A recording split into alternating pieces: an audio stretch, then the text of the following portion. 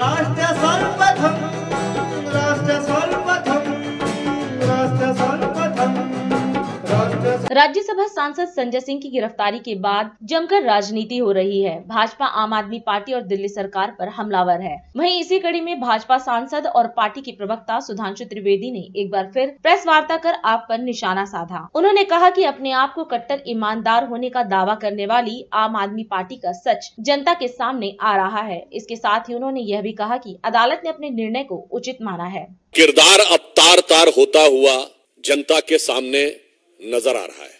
पहले उनकी सरकार के एक मंत्री श्री सत्येंद्र जैन भ्रष्टाचार के आरोप में जेल गए, जिन्हें न्यायालय से जमानत नहीं मिली। फिर एक स्टेप और ऊपर गया, उप मुख्यमंत्री मनीष सिसोदिया जी जेल गए और अब आम आदमी पार्टी के संसदीय दल के नेता श्री संजय सिंह, कोई सामान्य व्यक्ति नहीं है, संसदीय दल के नेता हैं, leader of the parliamentary party, वो भ्रष्टाचार के आरोप में रिमांड पर हैं। अतः अब यह साफ हो गया है कि आम आदमी पार्टी में भ्रष्टाचार एक आम बात होती चली जा रही है और उसे नित नए खुलासे होना भी बहुत आम बात हो रही है। अब कोई खास बात नहीं रह गई है और जिस प्रकार से मंत्री, उप मुख्यमंत्री और नेता संसदीय दल उत्तरोत्तर भ्रष्टाचार में आरोपित होते चले जा रहे हैं, उससे मैं कहना चाहूंगा कि ये कट्टरता का किरदार पूरी तरीके से तार तार हो रहा है। यहाँ पर हम यह भी कहना चाहेंगे कि जिस प्रकार के अनर्गल निराधार आरोप आम आदमी पार्टी लगाने का प्रयास करती है,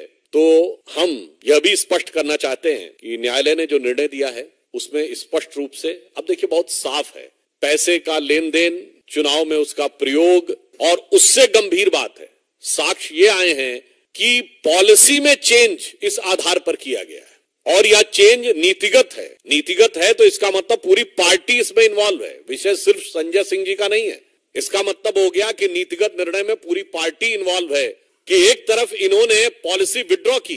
मैं इस बात को पुनः रीएम्फसाइज करना चाहता हूं, सीबीआई इंक्वायरी शुरू होते ही पॉलिसी विड्रॉ कर ली। क्यों विड्रॉ किया अगर सब कुछ सही था? और विड्रॉ करने के बाद आप उसको डिफेंड भी कर रहे हैं और डिफेंड करते हुए आप उस दलदल में धंसते हुए चले जा रहे हैं।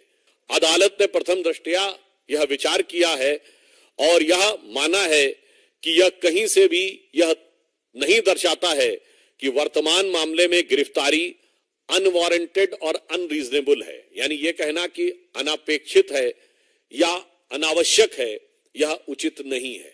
यह बहुत स्पष्ट रूप से कहा है।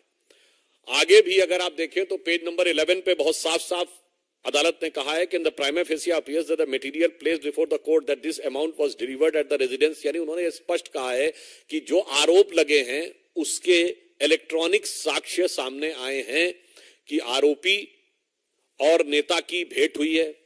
भेंट होने के बाद जो आरोप है पैसे की डिलीवरी का, वह भी इलेक्ट्रॉनिक साक्ष्यों के साथ मेल खाता हुआ नजर आ रहा है।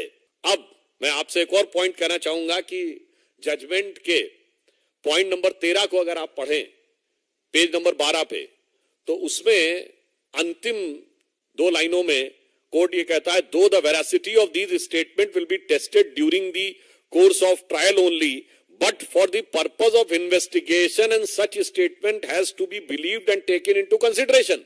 उन्होंने कहा कि वास्तविकता में दोष का निर्धारण जांच के बाद होगा, पर प्रथम दृष्टया जो साक्ष्य हैं वो विश्वास करने योग्य और कार्रवाई शुरू करने योग्य नजर आ रहे हैं।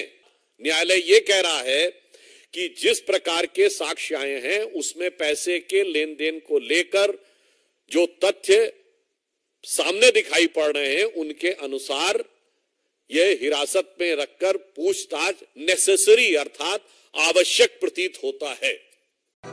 राष्ट्र सर्वप्रथम